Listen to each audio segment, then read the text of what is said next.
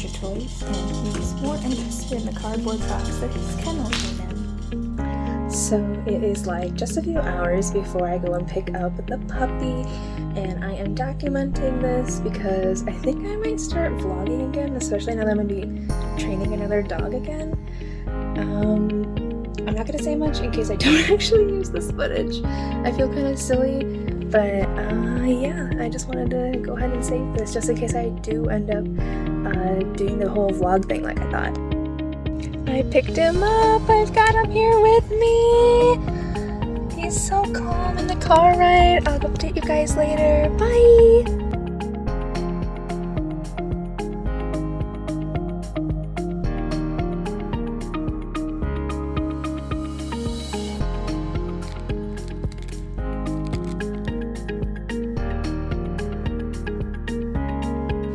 So as you can see, we made it home, and he's already chewing on everything. We went and picked out some toys. I wasn't able to film that because I only have one hand and he was kind of everywhere. But we picked out his little Foxy and this monkey Cuddle Dud that he's attacking. And now we're gonna settle in. Yeah, say goodnight. Guys, look. He's dreaming. It's so cute. I don't want to wake him, but I wanted to show you. Night 1, 4 a.m. update. The puppy hasn't really slept much, maybe half an hour. I'm exhausted and tired, and this little guy, not so much.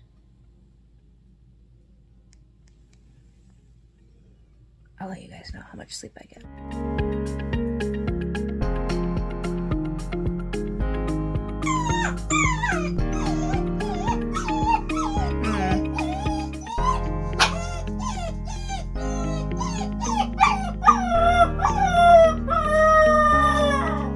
Chewbacca.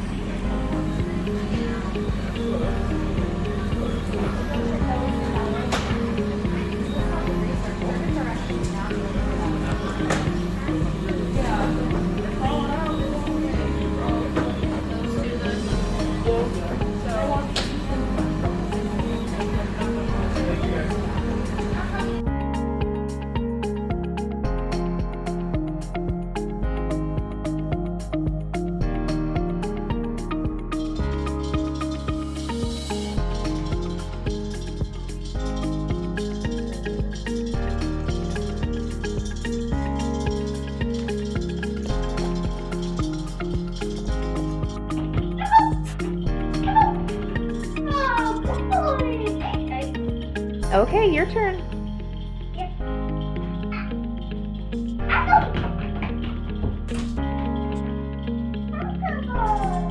Alright, next.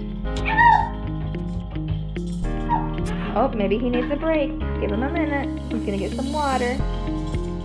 Good morning. So today is like day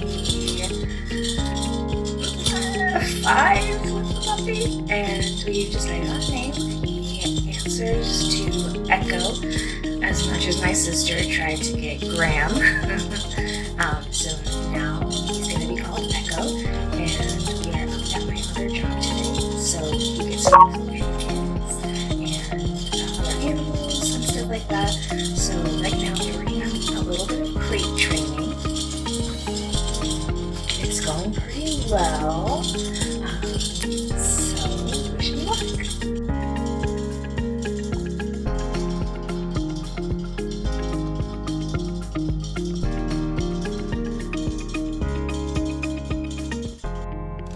Hey guys, so this is my first vlog, so I kind of want to explain a little bit about like why I'm doing this and like the reasoning for it and stuff. So I used to vlog a long time ago, like 10 5-ish years ago, mostly about like daily life stuff and like, you know, going to school and college and like all that kind of cool stuff. And then I just got like too busy for it, and so I stopped doing it. Well, back then I had a service dog named Abby, and I still have her now, but she's too old to be a service dog, and my health stuff is kind of getting a little bit worse. So I reached out to the organization that I used to work with, and they gave me some cool resources to look into, and so we started looking for a cardiac response dog, and they're kind of expensive.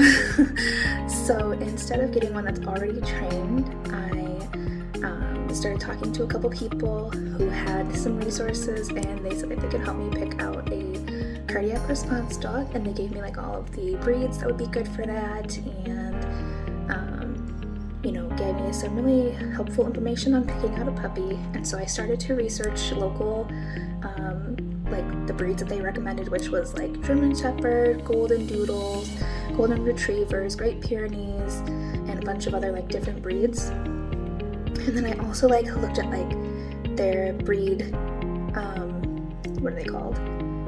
Like characteristics, like good with children, good with other pets, and that kind of stuff. And I made some appointments to go meet puppies and see if they can pass like the basic service dog tests and you know, have the trait for a cardiac alert. And on the very first appointment that I went to, it was for Golden Doodles, and so I did like all of the stuff with them according to the sheet that I had, like touching their toes, pinching their ears, you know, kind of seeing if they respond to loud noises, asking about like the parents, what the parents' temperament is, and then we also did the saliva test. And the saliva test is where when I am sick, and I'll go into what I have in a little bit, but when I'm sick, I take some of my saliva and I put it in a jar and label it. And then when I'm healthy, I put that into a jar as well. So you take the jar, you put a little bit of the unhealthy spit on the cotton swab, and you kind of wave it in front of their nose and see how they react. The puppy that I ended up going with actually did a pretty cool react to it. It was very focused on the cotton swab, and not just because it was a cotton swab, because we did this a couple of different times to make sure like it wasn't just like, ooh, shiny, but it was really paying attention to the unhealthy cotton swab versus like a regular cotton swab and then a healthy cotton swab. So I put down a deposit on the puppy, and then we actually picked them up, which if you haven't already seen it, because I don't know what order I'm going to put this in for the vlog, but you'll see that we already either have the puppy or that I am going to pick up the puppy. But yeah, anyways, basically I have POTS syndrome, which I'm going to read off from Google, so if you see me looking, it's just because I'm reading to you what it is, because hard to explain, I guess. Not really hard to explain, but more so like I don't have a great memory. So I know what's wrong with me and I know my own symptoms, but I don't know like the medical definition off the top of my head. But according to Google's medical definition from the Mayo Clinic, it says that POTS syndrome is usually triggered when a person stands up after lying down. It is postural orthostatic tachycardia syndrome. It is most commonly affecting women in the ages 15 to 50. Symptoms can include like lightheadedness, fainting, rapid heartbeat, fainting when you stand up, or sudden movement. For me, what it is I can be sitting here doing my normal work stuff or streaming or whatever, and then all of a sudden out of the blue, my heart rate will skyrocket. And normally, when I'm just sitting here chilling, my heart rate's at like 60, 67 at most. When my heart starts to increase and get into like a tachycardia symptom, it goes to like 125 and I start to feel sick. I'll feel like nauseous and kind of like lightheaded. If it continues to increase like into the 175s, that's about the point where I pass out. The highest I've ever had it when I went to the hospital and passed out was I was at 225. And so I think everybody's different on what their body can handle. But for me, if I get into the 170s or the 200s, 9 times out of 10 I pass out. I like faint, and I need some help. So for me, a cardiac response dog, if I have a tachycardia attack, it would, signal for help.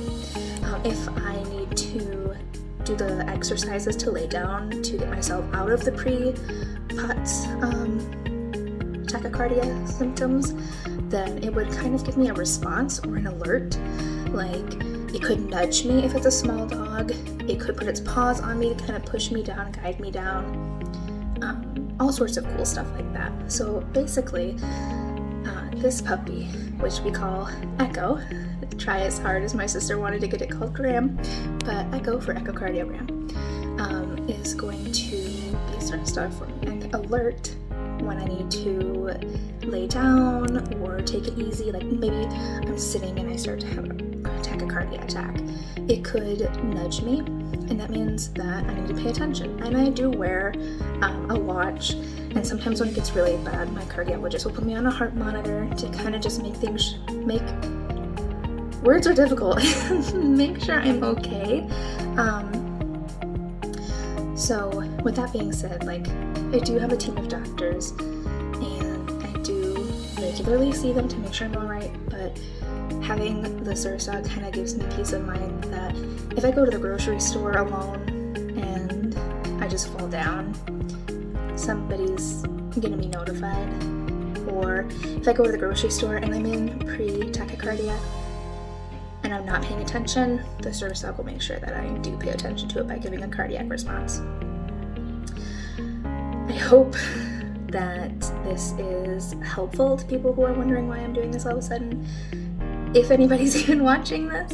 But my plan is to kind of vlog the entire journey, because right now, Echo is an 8-week-old puppy. So it's going to be cool to kind of see how the process goes, and I plan on taking you guys to pretty much every event. So like in 2 weeks we start just regular puppy classes, nothing to do with service dog stuff yet, just regular puppy classes, and then after that we'll do like intermediate, advanced, canine good citizen test, and then start into the service work and stuff like that. And so you'll get to see like every step of the way. That's my plan. I'm not the greatest at remembering to film, because the other day I went to PetSmart with Echo and we got some like, food, bowls, collar and stuff like that, and they had the Harry Potter collars. So I was pretty cheesy. I put all 4 houses on the ground separately, and then I let Echo go. And I didn't film it, but I should have, because Echo ended up choosing Slytherin, which I don't know if that's a good indication or not. Yes, I know there are some good Slytherins out there, but it was just something that, like, after I got back in the car, I was like, oh, I should have filmed that. But I think I'm rambling now, so I'm gonna go ahead and end it here, and I hope you guys continue to watch the rest of the video and come back for more vlogs. That's a big stick. That's bigger than you, buddy. I don't think you're gonna be able to pick that up.